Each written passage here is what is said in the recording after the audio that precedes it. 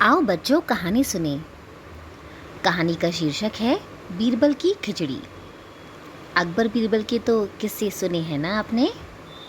तो आइए एक और सुनते हैं। एक दिन बादशाह अकबर ने घोषणा की कि जो आदमी सर्दी के इस मौसम में नदी के ठंडे पानी में रात भर खड़ा रहेगा उसे शाही खजाने से पुरस्कृत किया जाएगा। उन्होंने यह ऐलान अपने राज्य में भी करवाया।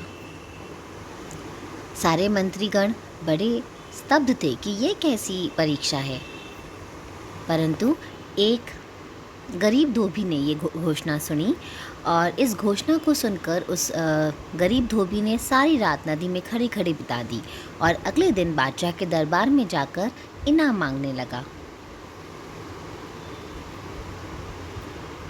बादशाह ने उस धोबी से सवाल किया, क्या तुम बता सकते हो कि किस शक्ति के कारण तुम रात भर नदी में खड़े रहे? धोबी ने अदब के साथ जवाब दिया, आलम पन्हा, मैं सारी रात महल की छत पर जलते हुए चिराग को देखता रहा। उसी की शक्ति से मैं सारी रात नदी में खड़ा रह सका। बादशाह ने यह जब जवाब सुना तो उन्होंने कहा, तो इसका मतलब तो ये हुआ कि तुम महल की रोशनी की आंच की गर्मी के कारण सारी रात पानी में खड़े रह सके, इसलिए तुम इनाम के सच्चे हकदार नहीं हो सकते।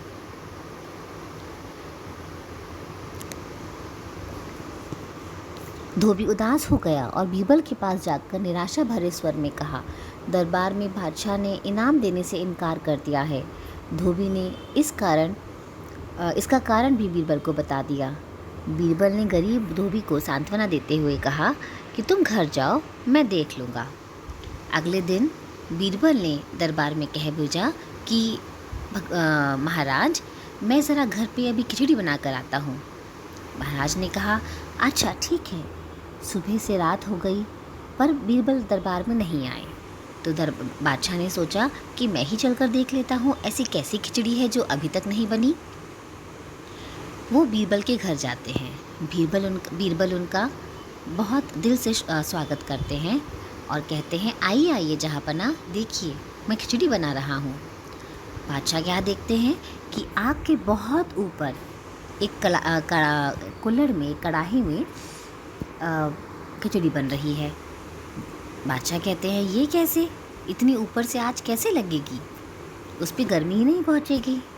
तो बीरबल अपनी समझदारी दिखाते हुए कहते हैं कि यह आग तो फिर भी बहुत पास है खिचड़ी के, लेकिन वो जलता हुआ दिया जिसमें धोबी खड़ा हुआ था पानी में और धोबी वो रोशनी देख रहा था, वो रोशनी तो बहुत छोटी थी और धोबी से बहुत दूर थी, तो धोबी भला उसकी आँच में पूरी रात कैसे बिता सकता है। बादशाह को अपनी गलती का एहसास हुआ और उन्होंने बीरबल की तारीफ़ करते हुए धोबी को उसके इनाम के पैसे दे दिए।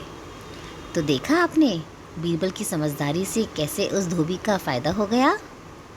तो बच्चों, कैसी लगी कहानी?